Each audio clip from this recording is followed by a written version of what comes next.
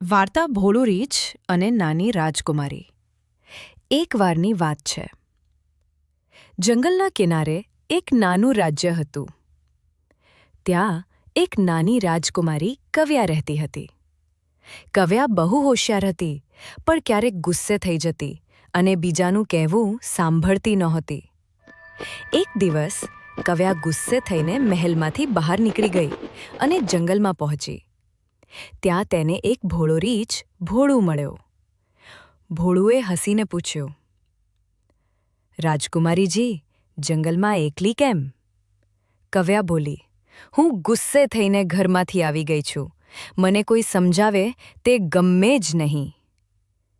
ભોળું શાંતિથી બોલ્યો, ગુસ્સો એ આગ જેવો છે. જો આપણે એને કાબૂમાં રાખીએ તો તે ચૂલ્હો બની ખાવાનું બનાવે છે, પણ જો એને વાલા ન રાખીએ તો આખું ઘર સડી જાય છે. કવ્યા ચકિત થઈ ગઈ.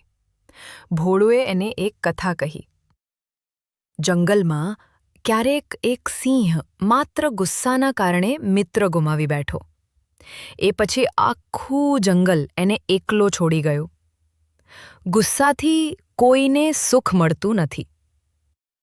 કવ્યાએ વિચાર્યું અને કહ્યું, હા, સાચું છે. મને ગુસ્સો ઓછો કરવો જોઈએ.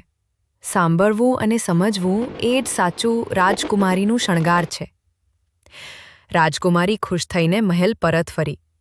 હવે તે સૌની વાત સાંભળવા લાગી. સૌને પ્રેમથી વર્તવા લાગી.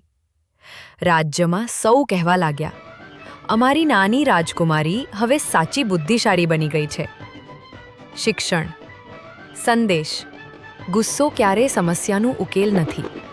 પ્રેમ, શાંતિ અને સમજણથી જ સાચું સુખ